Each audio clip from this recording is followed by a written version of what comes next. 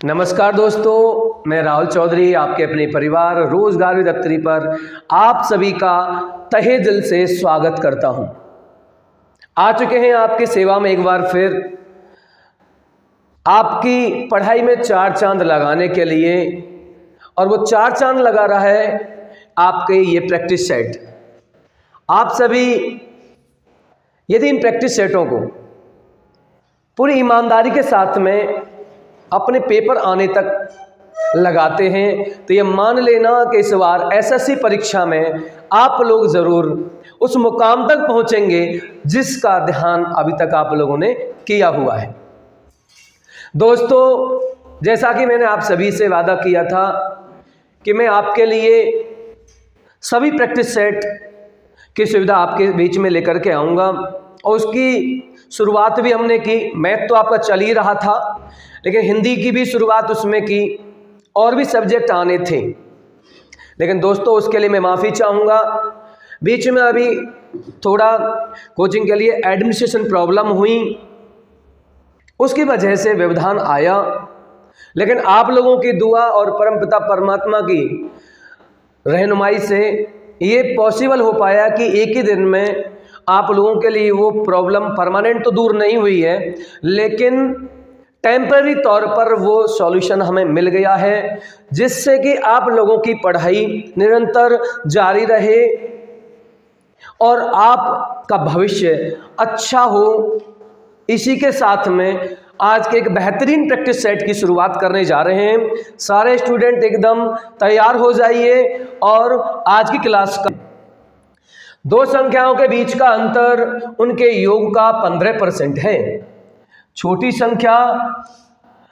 संख्या और बड़ी संख्या के बीच का अनुपात दिया गया है। छोटी संख्या और बड़ी संख्या के बीच का अनुपात आप लोगों को निकालना है। जल्दी से आप लोग हल करिए इसे।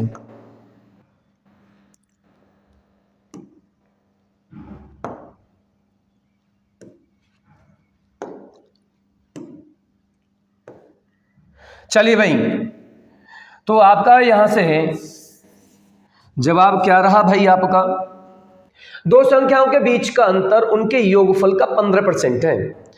तो देखिए भाई, दो संख्याओं की यदि बात करें तो दो संख्या हमने ए और बी मानी, इन दोनों का जो अंतर है संख्याओं के योग के 15% है। भाई संख्याओं का योग कितना होगा आपका? यहाँ से a प्लस बी का 15% का मतलब है कि सर यहाँ से आपका 3/20 आप लोग कर रहे होंगे। 20 का इधर मल्टीप्लाई कराएंगे सर, यहाँ से 20a माइनस के 20b आपका बराबर 3a प्लस के 3b आपका हो गया।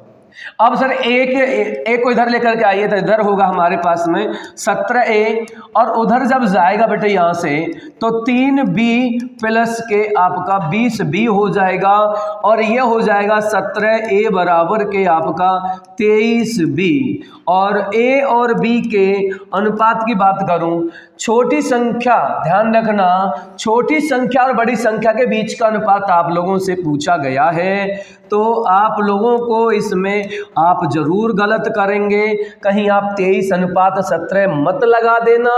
यहाँ कह रहा है छोटी संख्या के साथ बड़ी संख्या का अनुपात, ये बहुत बड़ी गलती आप लोगों से हो जाती है।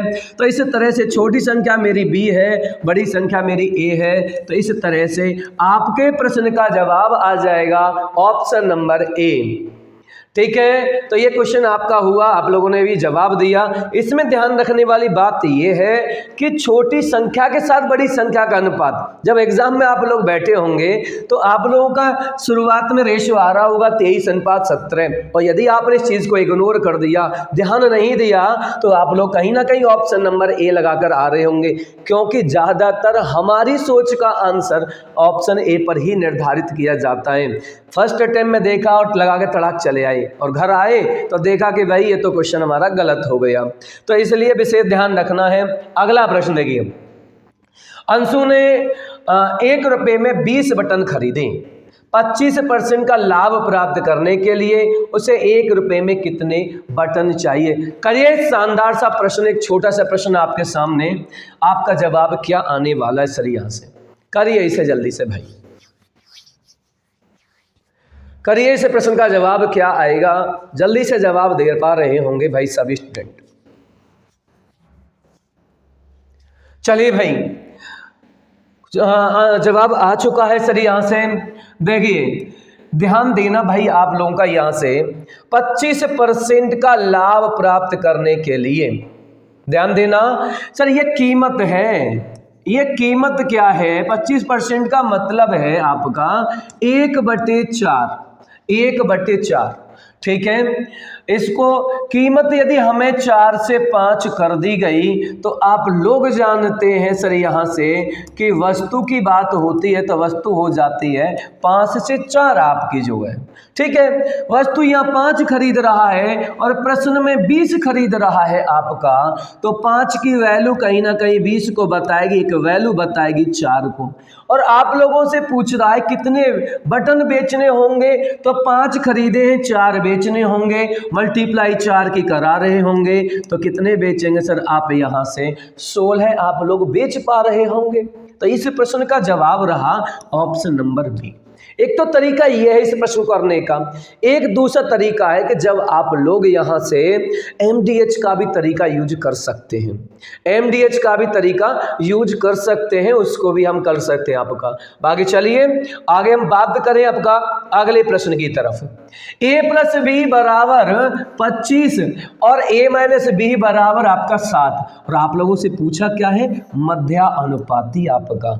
आपको बोला गया है लगातार आप लोग 3 फॉर्मूले याद कर लो, मध्यानुपाती, तृतीय अनुपाती और चतुर्थ अनुपाती। बहुत अच्छा क्वेश्चन आएगा आपका, सीधा सीधा भी आ सकता है और थोड़ा सा आपको हटा भी सकता है। और ऐसा ही आपके सामने है यहाँ से a + b 25 है, a - b 7 है आपका। मध्यानुपाती आप लोगों को निकालना, तेजी से निकाल दीजिए। इस प्रश्न का जवाब आप लोग क्या दे पा रहे हैं सर? यहाँ से जल्दी से इस प्रश्न का सॉल्यूशन आप दे पा रहे होंगे भाई। करिए इस प्रश्न का जवाब क्या आने वाला है। बिल्कुल सही है सर, आपका जवाब आ चुका है सर यहाँ से a + b। सबसे पहले आप लोगों को क्या ध्यान देना है, मध्यानुपाती होता क्या है? मध्यानुपाती का फॉर्मूला a × b आप लोगों का जो है a × b ये फॉर्मूला होता है। इसका मतलब a भी चाहिए और मुझे b भी चाहिए, तो वो कहाँ से मिलेगा?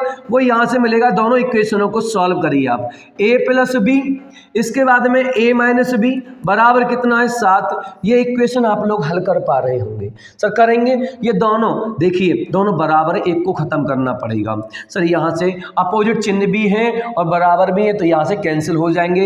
ये बचेगा 2a बराबर के 25 और 7 हो जाएगा 32। 2 की बात करूं मैं तो ये आपका 16, a बराबर तो 16 आ गया।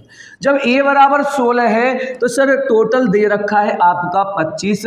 जब इसमें से ये 16 है तो आप लोग 16 माइनस करेंगे तो ये कितना आ जाएगा? 9 आ जाएगा। 9 आते ही आपके सामने क्या जवाब आ जाएगा कि सर यहाँ a 16 है और गुणा 9, 16 का होता है सर 4 और 9 का होता है वर्गमूल 3 और आपके जवाब आ जाएगा मध्यानुपाती का 12 आपका सही जवाब हो जाएगा। ऑप्शन नंबर सी इसका सही जवाब हो जाएगा। ठीक है, तो इसलिए इनके फॉर्मूलों पर बहुत ध्यान देना है आपको। 3 फॉर्मूले हैं, बहुत बेटर तरीके से मैंने पीछे भी आपको लिखाए हुए, याद करिए और अपने क्वेश्चनों को भी आसानी से हल कर पाएंगे।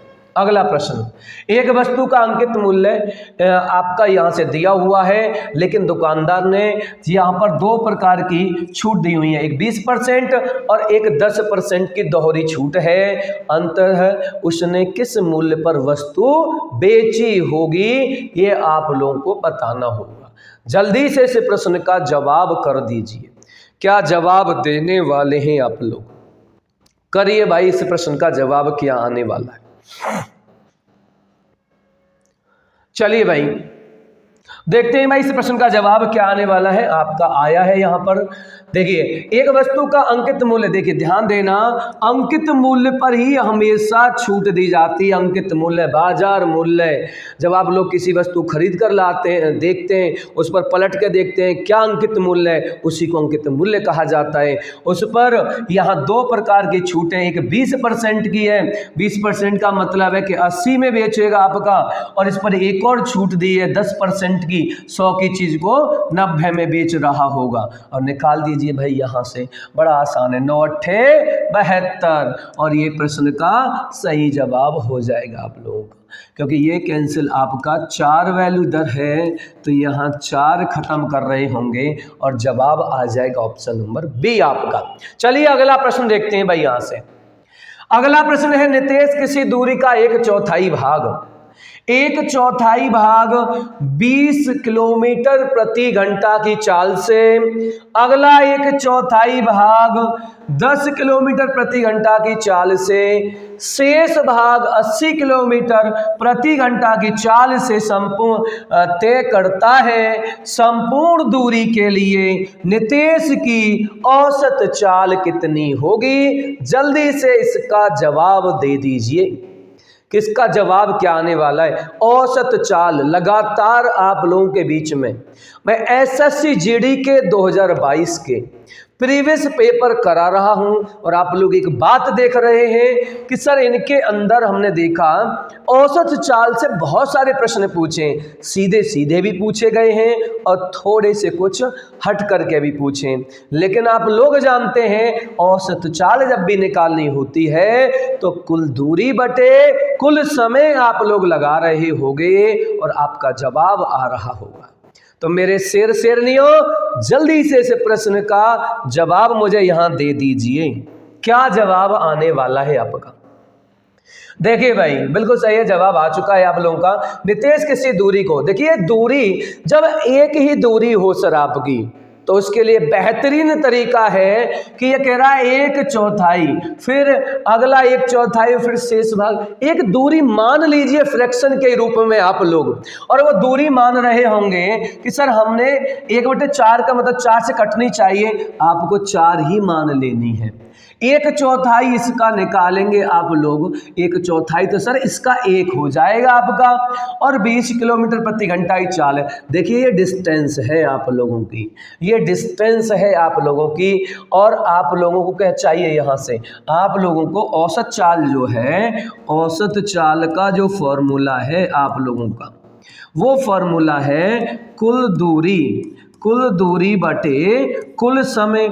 तो भाई कुल समय तो चाहिए ना आपको, और कुल समय कैसे निकलेगा सर? समय भी हम बहुत आसानी से निकाल सकते हैं, बोले दूरी बटे हम यहाँ से स्पीड कर रहे होंगे, मतलब चाल कर रहे होंगे आपकी।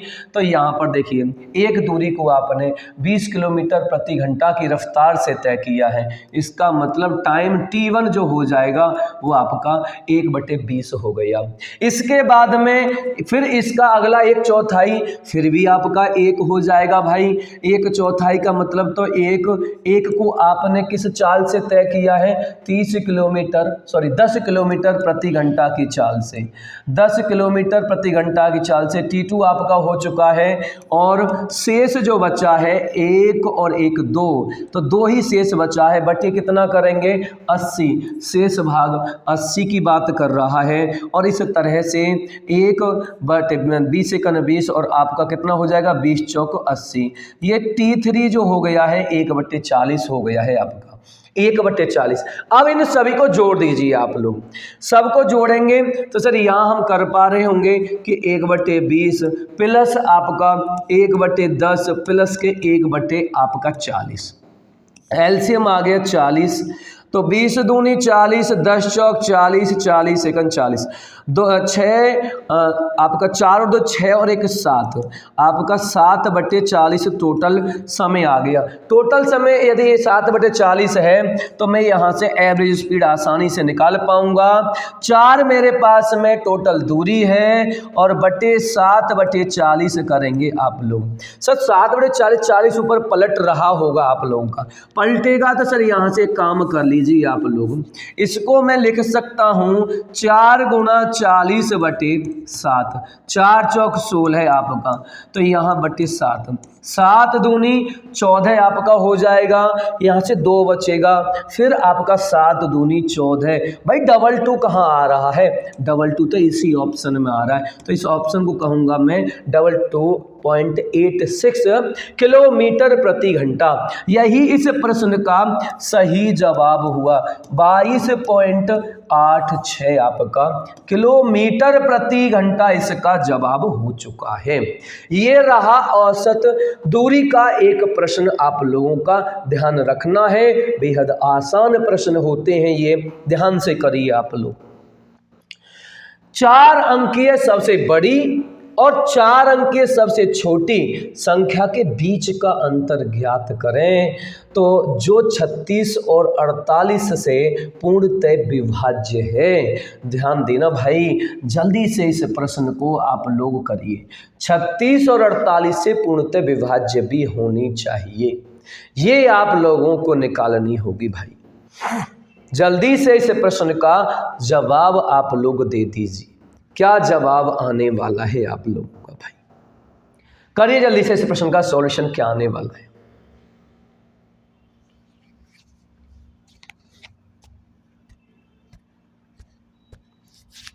चलिए भाई देखते हैं भाई इस प्रश्न का जवाब क्या आने वाला है आपका। 4 अंक के सबसे बड़ी और सबसे छोटी संख्या के बीच का अंतर पूछ रहा है। ध्यान देना, हमारे पास जो 36 और 48 से ये विभाजित होनी चाहिए। सबसे पहले क्या करेंगे, 4 अंक की जो होती है उसके लिए क्या करना पड़ता है कि सर 36 और 48 का ना आप लोग सर यहाँ से आप लोग एलसीएम ले रहे होंगे, एलसीएम ले रहे होंगे और उसके माध्यम से फिर हम 4 अंक की संख्या में यदि भाग देते हैं तो वहाँ से एक संख्या हमें प्राप्त होगी 4 अंक की बड़ी और एक छोटी भी आपको निकालनी है। तो चलो आ जाओ यहाँ से हम देखते हैं बेटा आपका सबसे पहला काम क्या करेंगे सर, यहाँ से इनका एलसीएम लेंगे। आपका एलसीएम लेने का बड़ा आसान तरीका है आपका कि सर इनमें कॉमन ले लो। इनमें एक कॉमन का मतलब है कि सर यहाँ से यदि बात करूँ 12 × 36 और 12 चौक 48, 12 36 और 12 चौक 48, एलसीएम आ जाएगा 12 × 3 × 4, 4 × 12, इसका मतलब 144। 144 ये कह रहा है एक छोटी संख्या होनी चाहिए, एक बड़ी संख्या होनी चाहिए। छोटी संख्या किससे होगी सर, ये जो इसके मल्टीपल में होगी वो यहाँ पर आपकी संख्या बनेगी सबसे छोटी।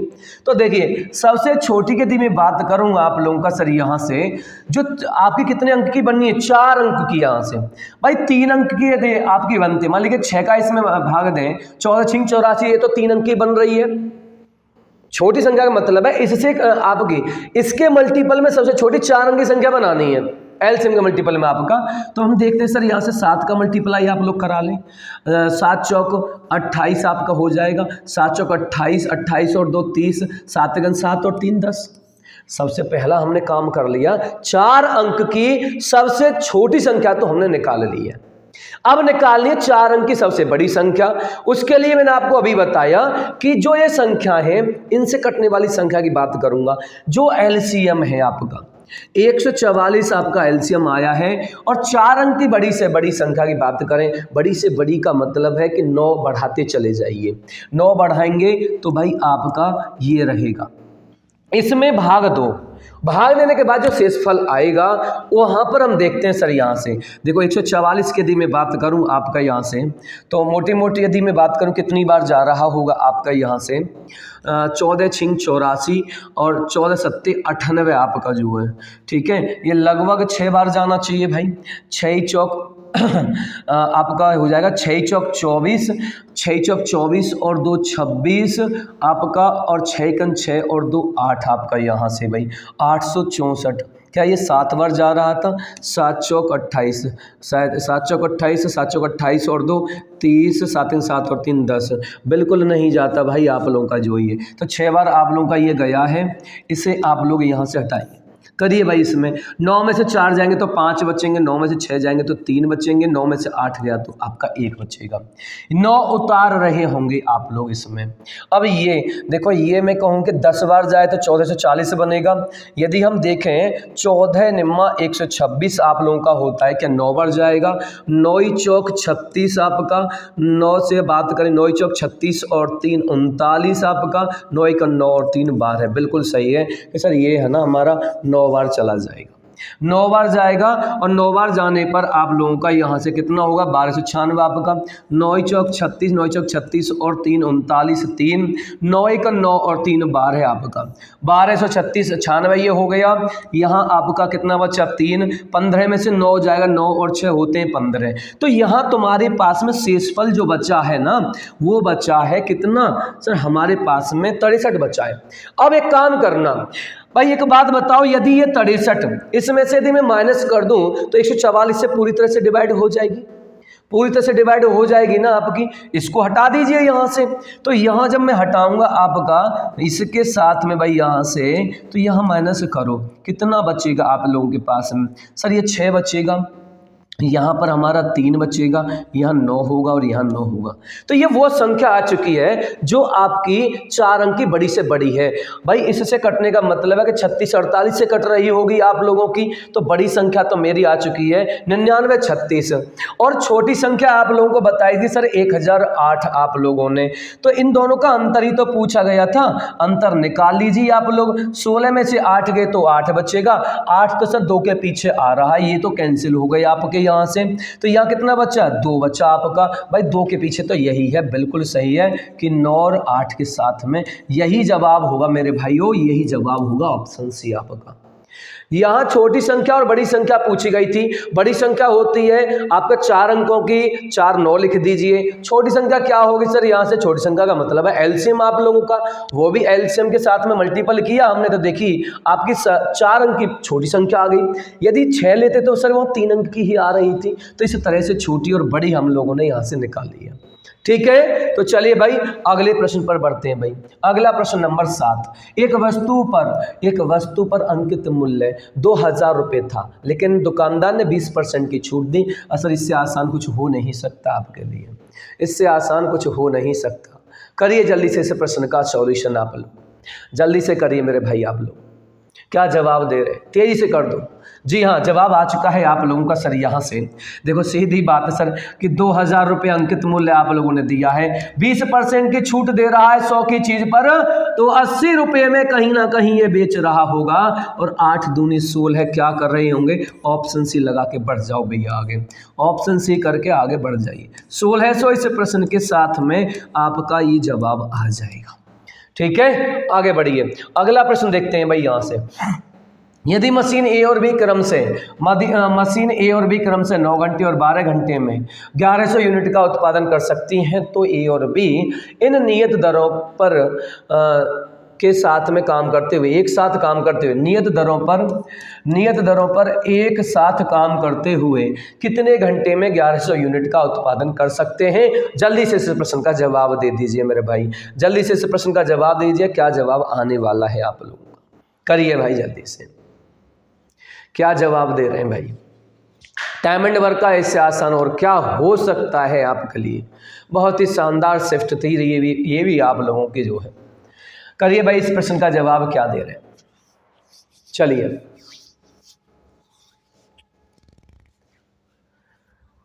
जी, बिल्कुल सही बात है, जवाब आ चुका है आप लोगों का सर यहाँ से कि ए जो है वो 9 घंटे में कार्य कर रहा है और बी आप लोगों का कितने घंटे में कर रहा है, 12 घंटे में आपका। देखो ये जो 1100 यूनिट है ना, 1100 यूनिट का कोई मोल नहीं है सर, यहाँ से कोई मोल नहीं है बिल्कुल भी, क्योंकि ये सेम कार्य की बात कर रहा है सर आपका यहाँ से। तो 9 और 12 का आ गया कि सर कितना 36, 9 चौक 36 और 12 36 आपका। दोनों एक साथ काम करवा दो, दोनों से एक साथ काम कराओगे तो दोनों एक साथ में एक दिन में 7 काम करेंगे, 36 काम करना है। यही इस प्रश्न का सही जवाब हो जाएगा, यही से प्रश्न का सही जवाब हो जाएगा। ये जो 1100 दिया इसका मतलब इसने कहा है कि ए इतने कार्य को एक कार्य को इतने समय में करता है तो उसी कार्य को भी इतने समय में करता है। बस इतना था इस प्रश्न में आपका सॉल्यूशन। चलिए अगला प्रश्न देखते हैं भाई यहाँ से। 10 व्यक्तियों में से 9 व्यक्तियों ने, बहुत शानदार प्रश्न है, 9 व्यक्तियों ने अपने नाश्ते पर प्रत्येक 15 रुपए खर्च करता है। प्रत्येक कितने रुपए खर्च करता है, 15 रुपए खर्च करता है। 10वें व्यक्ति ने सभी लोगों के औसत व्यय से 9 रुपए अधिक खर्च किए। उन सभी द्वारा खर्च की गई कुल राशि ज्ञात करनी है। बहुत ही अच्छा और बहुत शानदार, ये मान लीजिए कि इस शिफ्ट का सबसे इम्पोर्टेंट प्रश्न था ये आपका, सबसे अच्छा प्रश्न था ये आपके लिए। करिए भाई जल्दी से इस प्रश्न का सॉल्यूशन, क्या कर रहे हैं करिए।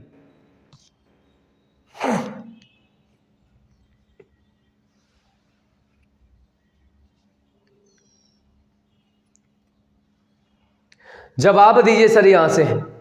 देखिए करते हैं सर इस प्रश्न का सॉल्यूशन। आप लोगों का ध्यान देना, बहुत ही शानदार सा प्रश्न है, बस समझने वाली चीज़ है। इसके अंदर 10 व्यक्ति हैं, 9 व्यक्तियों ने अपने नाश्ते पर प्रत्येक 15 रुपये खर्च करते हैं। 9 ने प्रत्येक ने कितने खर्च किए होंगे सर? 15 रुपये खर्च किए हैं। इसका मतलब है औसतन में 15 रुपये, 9 ने खर्च किए होंगे तो टोटल 135 रुपये, 15 नंबर 135 आप लोगों का, क्यों जी? अच्छा, 10वें व्यक्ति ने सभी लोगों के औसत वैसे 9 रुपये अधिक खर्च किए हैं। सभी व्यक्ति का मतलब 9 व्यक्तियों से 9 रुपये अधिक खर्च कर रहा है भाई आपका, 9 व्यक्तियों से 9 रुपये अधिक खर्च कर रहा है। तो मुझे एक बात बताओ, यहाँ ये 9 रुपये उसे क्यों आवश्यकता पड़ी? कारण क्या रहा कि यहाँ से 9 रुपये अधिक खर्च किए हैं उसने, उन सभी से 9 रुपये अधिक खर्च किए हैं भाई आपका। सर 9 रुपये इसलिए अधिक खर्च किए हैं, कितने व्यक्ति थे? वो 9 ही थे ना, उन 9 से 9 अधिक खर्च किए हैं। तो इसका मतलब ये हुआ यहाँ से कि प्रत्येक व्यक्ति का ना उसने प्रत्येक व्यक्ति का एक एक्स्ट्रा दिया है भाई। 9 ही तो व्यक्ति हैं, 9 अधिक खर्च किया है, इसका मतलब वो जो 9 थे उनके 9 रुपये इसने खर्च किए हैं एक्स्ट्रा। इसका मतलब है कि प्रत्येक व्यक्ति का 1 रुपया खर्च एक्स्ट्रा खर्च किया है इसने। इसका मतलब ये हुआ कि खर्च यहाँ से इनको कितना करना चाहिए था? इनको 15 की जगह 16 करना चाहिए था। 9 व्यक्तियों पर 9 रुपये अधिक खर्च करने का मतलब है कि एक व्यक्ति पर 1 रुपया एक्स्ट्रा आ रहा है, 1 एक्स्ट्रा। तो मेरे भाई इनको करने चाहिए थे 16 रुपये, लेकिन इनके पास थे नहीं इतने, तो इन्होंने 15 ही किए। तो बस आप लोग टोटल व्यक्ति कितने 10 करने चाहिए थे आपके, तो टोटल रुपये कितने खर्च करने थे भैया? 160 रुपये खर्च कर गए। तो बस इतना सा इस प्रश्न का सॉल्यूशन था आप लोगों का, ये था इसमें समझने वाला। बस ऑप्शन नंबर डी इस प्रश्न का सही जवाब है। सभी के द्वारा कुल खर्च की राशि आपके सामने आ चुकी है। चलिए अगला प्रश्न देखते हैं सर। यहाँ से एक बस बाइक से 20% तेज चल सकती है। अच्छा प्रश्न है, बहुत ही शानदार। दोनों एक ही स्थान से एक ही समय पर चलना शुरू करते हैं और एक ही समय पर 60 किलोमीटर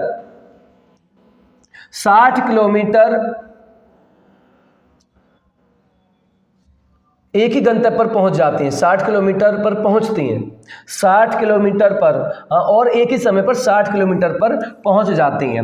रास्ते में बस 10 मिनट के लिए स्टेशन पर रुकती है। तो बाइक की चाल क्या है? बाइक की चाल आप लोगों को निकालनी है। टाइम एंड डिस्टेंस का ये बेहतरीन सा प्रश्न आपके सामने है। ये मान लीजिए कि इस शिफ्ट का दूसरा इंपॉर्टेंट प्रश्न था ये आपका। ये अच्छा प्रश्न था, इसमें थोड़ा सा समय लेने वाला। करिए इस प्रश्न को जल्दी से भाई आप लोग। क्या इस प्रश्न का जवाब आप लोग दे रहे हैं? करिए।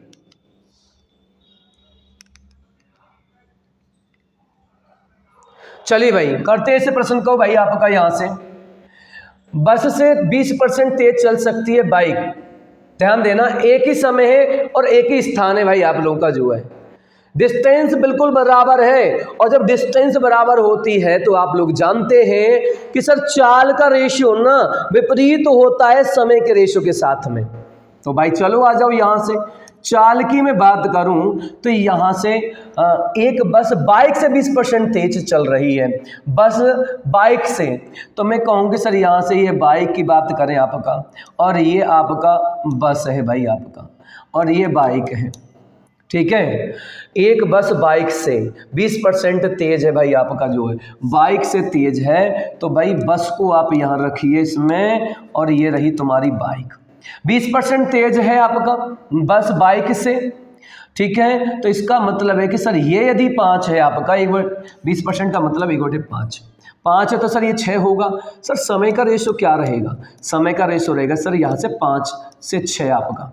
5 से 6। और ध्यान दीजिए ये जो आपकी बस है ना 10 मिनट के लिए स्टेशन पर रुक रही है, इसका मतलब है इन दोनों के बीच में समय का अंतराल कितना आ चुका है, 10 मिनट आ चुका है, क्योंकि ये एक ही समय पर चली थी, एक ही गंतव्य के लिए चल रही हैं, तो जो समय में अंतराल आया है वो 10 मिनट रुकने की वजह से आ चुका है। तो यहाँ कितना आ रहा है भैया, यहाँ आ रहा है भैया आपका 1 मिनट का, यहाँ 1 मिनट का और ये 10 मिनट को बता रहा है भैया। तो हम ये कह सकते हैं कि यहाँ 50 मिनट लग रहे होंगे उसे, और इसको पूरा का पूरा सर यहाँ से कितना लग रहा होगा, 60 मिनट इसे, इसका मतलब 1 घंटा, 1 घंटा इसे लग रहा होगा। किसको, बाइक को। भाई यहाँ से समय किसकी पूछ रहा है, चाल पूछ रहा है बाइक की आपकी। तो चाल जैसे ही आप निकालेंगे तो कैसे निकालेंगे, दूरी बटे समय आप लोगों को करना पड़ेगा।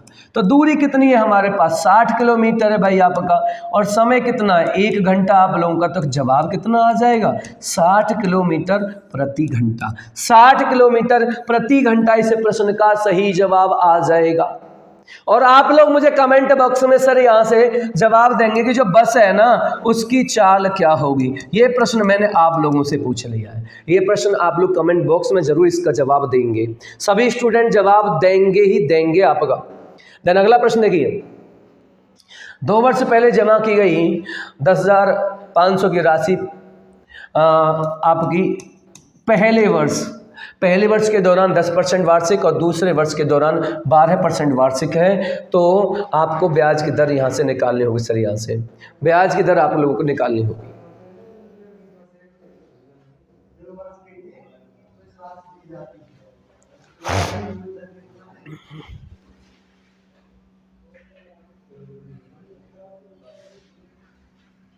चलिए भाई जल्दी से जवाब देंगे भाई। इसका आपके पास में दिया हुआ है सर, यहाँ से रेट आपको देखो प्रिंसिपल दिया हुआ है, प्रिंसिपल आप लोगों का 10,500 दिया गया है, 10,500 दिया गया है आपका। रेट ऑफ इंटरेस्ट जो दी गई है वो अलग है, R1 आपके पास में 10% दिया है और R2 आपके पास में दिया है 12% सर यहाँ से। तो यहाँ पर आपका चक्रवृद्धि ब्याज निकलवाया गया है। तो देखिए बेटा 10% का मतलब 1/10 और 12% का मतलब है 4 × 12 और 25 × 4 आपका। तो क्या करेंगे सर, यहाँ से 10 से हम 11 कर रहे होंगे, पहला वर्ष हो गया, और 25 से ये आपका ब्याज है तो ये 28 अमाउंट हो गया, ये प्रिंसिपल और ये अमाउंट आप लोगों का। तो ध्यान देंगे भाई आप लोग यहाँ से, बोले कि हमारे पास में प्रिंसिपल क्या निकलवाया, चक्रवृद्धि ब्याज निकलवाई गई है भाई आपकी। तो ये हो गया भैया आपका 250 और ये हो गया 11 × 8 = 88 आप लोगों का, और आपका 11 दूनी 22, 22 और 8 30, 308 हो गया भाई आपका, 308 हो गया। यहाँ से चक्रवृद्धि ब्याज निकलवाई गई है तो 50 और ये 58 रुपये ब्याज के रूप में मिलेंगे सर। तो ब्याज आप लोगों को निकालनी है। इसमें 250 की वैल्यू कितने को बता रहा है सर, 250 की वैल्यू बता रहा है आपका, यहाँ से 250 की वैल्यू बता रहा है, एक यहाँ से कैंसिल हो गया। अब यहाँ से आपको 5 से 5 बार गया, 5 दूनी 10, 5 × 5 ना जाने की 0 आपका, 5 से काटेंगे भाई आपका, 5 × 4 = 20 और 5 दूनी 10। तो 42 की मैं बात कर रहा हूँ, 42 का मल्टीप्लाई आप लोग इधर करा देंगे सर, यहाँ से 8 दूनी 16, 2 के पीछे आ रहा है करना पड़ेगा, 2 × 8 = 16 आपका, 2 × 5 = 10 और 1 = 11 है आपका भाई, 4 × 8 = 32, 4 × 5 = 20 और 3 = 23 आपका, 6, 2 और 1 3 आपका, 3 और 1 4, और आपके पास में क्या पूछ रहा है भाई आपका, 2 वर्ष पहले जमा की गई राशि 10,500 की राशि पहले वर्ष में इतना, दूसरे वर्ष के दौरान में ब्याज दर पर हो जाएगी। तो ब्याज चक्रवृद्धि ब्याज रूप से चक्रवृद्धि की जाएगी, किया है, अच्छा हो जाएगी, ठीक है भाई आपका, बिल्कुल ठीक है आपका यहाँ से भाई। तो हमारे पास में ब्याज कितनी निकल कर आई है सर, हमको तो सीधा अमाउंट ही निकालना था भाई, इसके साथ में मैं तो अमाउंट ही निकालना था। तो देखो अब चलो कोई बात नहीं है, ब्याज निकल के आ चुकी है, तो आप 10,500 में ऐड कर दीजिए सर, यहाँ से 10,500 में 6, 2 और 1 3, 3 और 1 4, 2, 10,500 में ऐड करेंगे यदि हम यहाँ से 10,500 में ऐड करो, 10,500 में ऐड करो आप यहाँ से कि 2,436 रुपये आपका। तो ये 6 36 तो वैसे भी आप दिख रहे थे यहाँ से, 5 4 9 12, हाँ यही निकल जाती, 308 की वैल्यू निकलवाई गई थी, ध्यान नहीं दिया हुआ, चक्रवृद्धि ब्याज पर आपका ध्यान चला गया हमारा। तो यहाँ से ये भी आपको निकल सकता है, बाकी डायरेक्टली भी 42 का यहाँ मल्टीप्लाई आप लोग कर रहे होते हैं। कोई नहीं, आपका जवाब आ गया option number C. Option number C. Then अगला प्रश्न देखिए, किसी अनुपात में प्रथम और चतुर्थ पद का गुणनफल 70 है, दूसरे और तीसरे पद का गुणनफल 3.5x है, तो x का मान आप लोगों को निकालना है। निकालिए जल्दी से इस प्रश्न को, ये रेशियो प्रोपोर्शन का ये प्रश्न है आप लोगों का। प्रथम और चतुर्थ का अनुपात दिया गया है, दूसरे और तीसरे पद का गुणनफल आप लोगों को दिया गया है, चारों गुणनफल दिया हुआ है, जल्दी से इसका मान निकाल देंगे, क्या जवाब आने वाला है। चलिए भाई, क्या जवाब आने वाला है, चलिए भाई देखते हैं। भाई यहाँ पर भाई देखो, ये 4 रेशो दिए हुए हैं सर आपको, कैसे सर, यहाँ से A अनुपात B, C अनुपात D के साथ में किसी अनुपात में प्रथम और चतुर्थ, प्रथम और चतुर्थ की बात करें तो A/D की बात कर रहे होंगे आप लोग यहाँ से, और B/C की बात करेंगे। चतुर्थ की बात करें तो इसका गुणनफल जो दिया है आपका, और दूसरे और तीसरे पद का गुणनफल आपको 3:5 आप लोगों को, 3.5x दिया गया सर, यहाँ से x आप लोगों का दिया गया है, गुणनफल दिया गया सर आप लोगों को। देखो यहाँ से इन दोनों का गुणनफल है A इंटू D का गुणनफल आपको दिया गया है। समझ बात करूंगा भाई मैं आपका यहाँ से, तो इधर क्या होगा, B अनुपात C की बात करूंगा आपका। इन दोनों का दिया हुआ है 70 आप लोगों को, और दूसरे और तीसरे पद का गुणनफल है आपका यहाँ से x। इसे हटाएंगे सर यहाँ से, 35 दूनी 70 आपका, तो x बराबर आप लोगों का जवाब आएगा यहाँ से 20 आपका जवाब आ जाएगा। ऑप्शन नंबर A इसका राइट आंसर हो जाएगा। चलिए अगला प्रश्न देखते हैं सर। यहाँ से एक शंकु की ऊंचाई 5 सेंटीमीटर है और इसकी तिर्यक ऊंचाई 16 सेंटीमीटर, इसका कुल पृष्ठीय क्षेत्रफल क्या होगा। जल्दी से इस प्रश्न का जवाब आप दे पा रहे होंगे। आप लोगों से बार बार कहा जा रहा है फॉर्मूले याद कर लीजिए, ये प्रश्न फॉर्मूले पर ही डिपेंड आते हैं। जल्दी से करिए इस प्रश्न का जवाब क्या देने वाले हैं सर। यहाँ से बहुत ही शानदार और जानदार सा प्रश्न है, 3D से आप लोगों का जी। यहाँ से शंकु की बात हो रही है, कुल पृष्ठीय क्षेत्रफल। चलिए भाई, कुल पृष्ठीय क्षेत्रफल की यदि मैं बात करूं तो इसका फॉर्मूला आप लोग जानते हैं। कुल पृष्ठीय क्षेत्रफल का फॉर्मूला सर क्या है सर? उसका फॉर्मूला हमारा है कि पाई r l plus r। L क्या होगी सर? तिर्यक ऊंचाई आप लोगों को दी हुई है, और आर आपके पास में सर यहाँ से, अच्छा इसे, एक शंकु की ऊंचाई 5 सेंटीमीटर है और इसकी तिर्यक ऊंचाई 16 सेंटीमीटर है, तो इसका कुल पृष्ठीय क्षेत्रफल आप लोगों को इसमें निकालना है भाई आपका। तो कहने का मतलब ये हुआ सर आपका, इसमें तो हमें तो ज़रूरत ही नहीं है फिर इसकी, हाँ सॉरी, आर तो निकालना पड़ेगा आप लोगों को ना। और आप लोग कैसे निकालते हैं सर? यहाँ से हम निकालते हैं सर आपका √h² प्लस r², यही तरह की ऊंचाई के साथ आपका होता है l। अब इसको यदि हम क्या करेंगे, स्क्वायरिंग ऑन बोथ साइड यदि हम करें तो l², squaring on both side यदि हम करें तो यहाँ से l² h² और r² होगा। यहाँ से आपको कितना दिया, l दिया हुआ है, तो मैं 16 का स्क्वायर बराबर आप लोगों का भाई h का स्क्वायर कितना है, 5 का स्क्वायर करेंगे, और r² आप यहाँ देख रहे होंगे 16 का 256 होगा, और ये होगा 25 प्लस के r²। इधर आएगा 6 में से 5 गया तो 1, और 5 में से जो 2 जाएगा तो आपका 3, और ये 2 आपका यहाँ हो जाएगा भाई।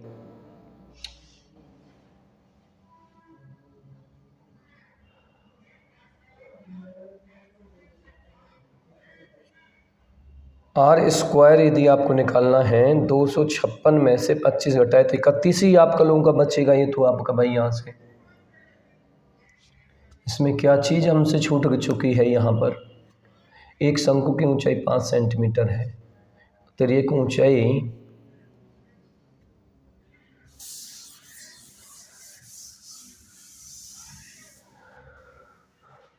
चलिए सर आगे देखते हैं। अभी इसे इसमें कुछ थोड़ा सा गड़बड़ हमें लगा है इसे आपको लेकर के। अगला प्रश्न देखते हैं, यदि दिमाग में आता है अभी थोड़ा क्या हुआ है इसके साथ में। कितने वर्षों में 800 रुपये की धनराशि है 10% की वार्षिक दर से इतना रुपये हो जाती है। लेकिन ध्यान रखना, जबकि ब्याज अर्धवार्षिक रूप से संयोजित होती है, जबकि ब्याज अर्धवार्षिक रूप से संयोजित होती है, ये आप लोगों को निकालना है भाई आपका। जल्दी से निकाल दीजिए इस प्रश्न का जवाब क्या आने वाला है आपका यहाँ से भाई, निकालिए। टाइम पीरियड निकालना सर आप लोगों को जो है यहाँ दी। देखिए भाई छोटा सा प्रश्न आप लोगों का 800 रुपये है यहाँ से भाई, ये प्रिंसिपल है और ये अमाउंट है आप लोगों का यहाँ से। अमाउंट दिया हुआ है 92 आपका 926.10 रुपये आपका। सर पॉइंट हटाओगे, 2 इधर 0 बढ़ा लोगे।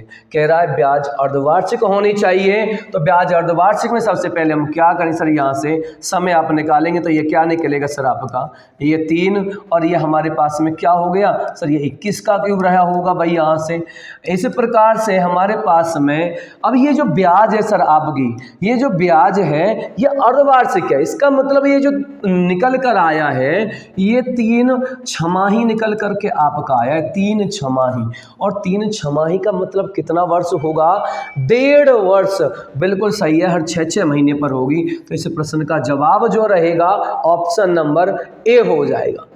बढ़िए अगले प्रश्न की तरफ आपका यहाँ से भाई।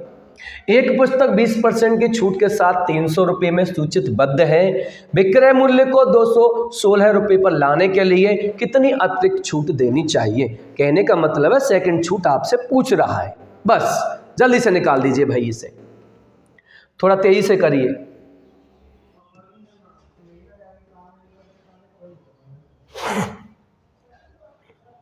जल्दी से इस प्रश्न का जवाब दीजिए भाई।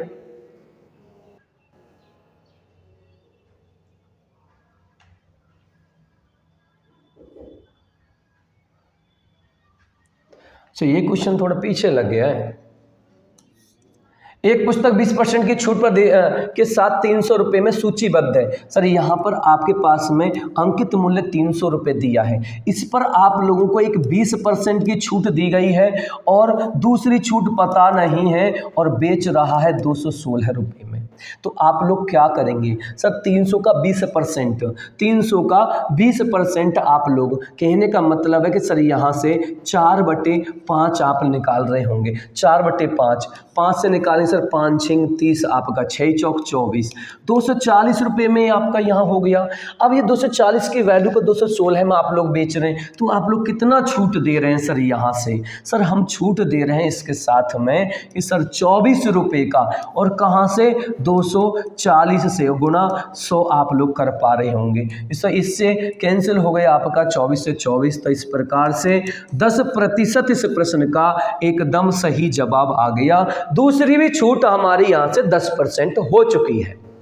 बढ़िए अगले प्रश्न की तरफ यहाँ से भाई।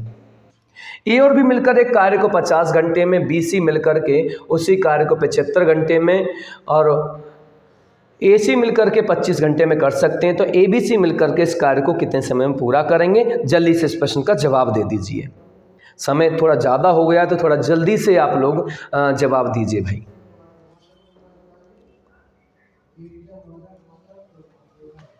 चलिए भाई, ए और बी मिलकर के कार्य को कर रहे हैं, ए और बी मिलकर के 50 घंटे में कर रहे हैं भाई आपका, और बी और सी मिलकर के जो कर रहे हैं आपके वो 75 घंटे में कर रहे हैं बेटा, और सी प्लस ए जो कर रहे हैं वो आपका 25 घंटे में कर रहे हैं। ठीक है, सबसे पहले हम इसका क्या करेंगे सर, टोटल वर्क निकालेंगे। टोटल वर्क निकलेगा 25 सेकंड 25, 25 से 75 और 25 दूनी 50। इनका ले लीजिए सर यहाँ से एलसीएम। 2 और 3 का एलसीएम आ जाएगा सर 6, आप लोगों का जो है 6 आ जाएगा। तो एफिशिएंसी 2 से 3 बार, 3 दूनी 6, 2 3 6, 3 दूनी 6 और 6 एकन 6 आपका। जितने से हम मल्टीप्लाई किया, डिवाइड किया था, मल्टीप्लाई आप लोग कर लीजिए। इस तरह से हमारे पास 300 आ गया।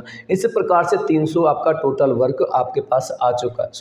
सॉरी भाई, आपका यहाँ से 300 नहीं आएगा, 300 नहीं आएगा भाई। यहाँ से हमने कितने से डिवाइड किया था भाई आपका, हमने डिवाइड किया था सर आपका यहाँ से, हमने डिवाइड किया था आपका 25 से डिवाइड किया था ना, 25 से हमने डिवाइड किया यहाँ पर आपका, तो 25 से मल्टीप्लाई 25 छिक्का 150 आपका, 150 यहाँ से टोटल वर्क आएगा। तो यहाँ से टोटल सभी को जोड़ रहे होंगे, तो इस प्रकार से 2 ए प्लस बी प्लस सी यहाँ पर आएगा, और टोटल कितना है सर आपके पास में 150 दिया गया सर, यहाँ से 150 दिया गया है। तो यहाँ से हम इनकी एफिशिएंसी निकालेंगे तो सर कितनी आ जाएगी 75। ए प्लस बी प्लस सी की जो एफिशिएंसी आ चुकी है 75, और इसी से हमें निकलवाया जा रहा है ए ABC आपका, ABC आपका निकलवाया जा रहा है बेटा यहाँ से, ABC आप लोगों का निकलवाया जा रहा है। एक मिनट देखें, आपका A प्लस बी मिल करके कार्य को 50 घंटे में, B प्लस बी मिल करके उसी कार्य को 75 घंटे में, और A और C मिल करके उसी कार्य को 25 घंटे में कर सकते हैं। ABC मिल करके कार्य को पूरा कितने समय में कर रहे होंगे। कार्य हमारा सर यहाँ से आपका जो है 150 है, 150 कार्य है आपका, और तीनों की क्षमता आ चुकी है सर यहाँ से 75। आप ओह सॉरी यार, मैं थोड़ा जल्दी में हूँ अभी। हाँ, 3 और 2 5, 6 और 2 8 और 3 11 सर आपका बिल्कुल सही है 11। A प्लस बी प्लस सी की जो एफिशिएंसी आ चुकी है 11/2 है। हाँ भाई, थोड़ा मिस्टेक हुआ इसके साथ में, ये एफिशिएंसी आ चुकी है इसकी, और एफिशिएंसी से हमें 150 वर्क करना है, तो 2 का इधर मल्टीप्लाई कर रहे होंगे आप लोग, तो ये आ जाएगा सर 300/11। 300/11 इस प्रश्न का एकदम सही जवाब, बिल्कुल 300 जवाब, ऑप्शन नंबर डी इसका सही जवाब हो जाएगा। अगला प्रश्न देखिए भाई, 14 सेंटीमीटर ऊंचाई वाले एक लंबवृत्तीय बेलन का वक्र पृष्ठ क्षेत्रफल 110 वर्ग सेंटीमीटर है, और बेलन का आधार व्यास आप लोगों को निकालना होगा। आधार व्यास निकालना है, जल्दी से इस प्रश्न का सॉल्यूशन कर दीजिए। ऊंचाई दे रखी है, पृष्ठ क्षेत्रफल दे रखा है, जल्दी से इस प्रश्न का जवाब देंगे भाई। बेलन का पृष्ठ लंबवृत्तीय वक्र पृष्ठ क्षेत्रफल की बात हो रही है। चलिए भाई,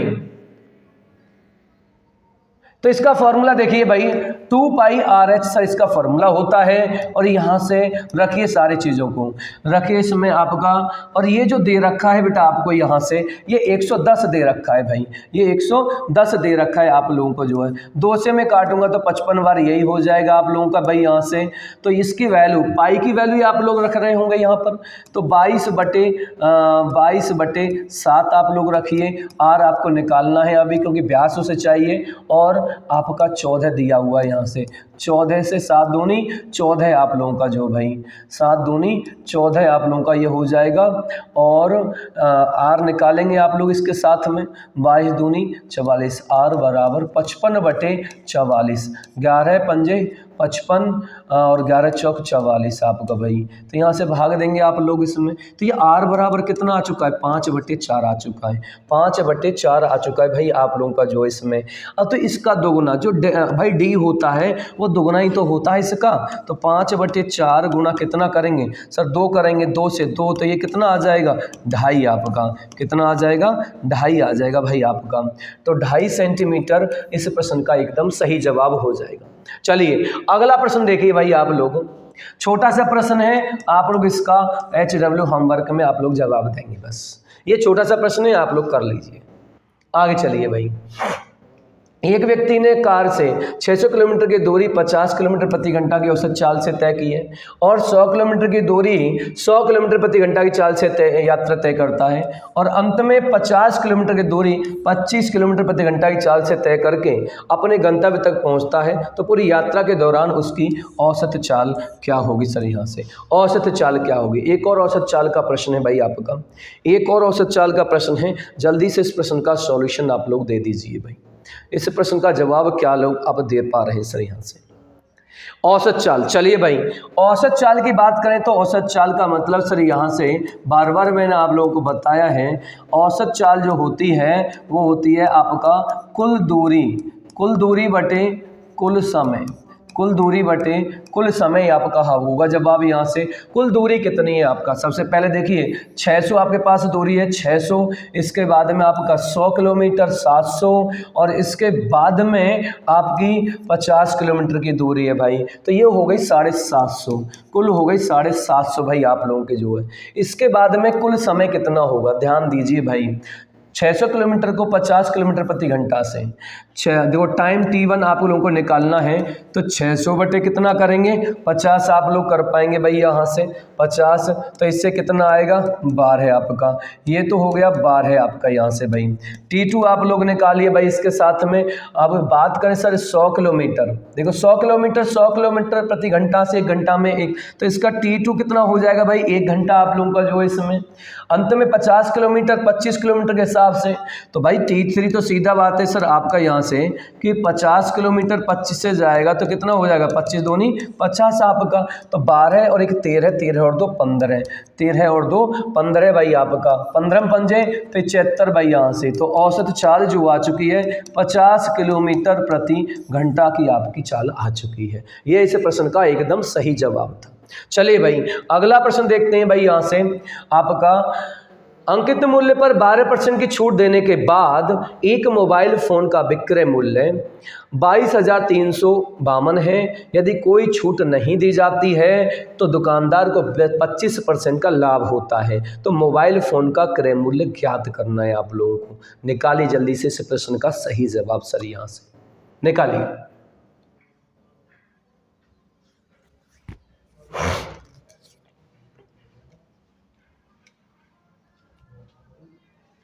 चलिए इस प्रश्न का भी जवाब थोड़ा समय आज कम ज़्यादा हो चुका है। इस प्रश्न का भी जवाब आप लोग ना कमेंट बॉक्स में ही आप लोगों को देना है, ठीक है। कोई समस्या आती है तो वो आप लोग कमेंट बॉक्स में कमेंट कर सकते हैं। थोड़ा समय ज़्यादा हो चुका है तो आज की वाणी को मैं यहीं पर विराम देता हूँ। जय हिंद, जय भारत।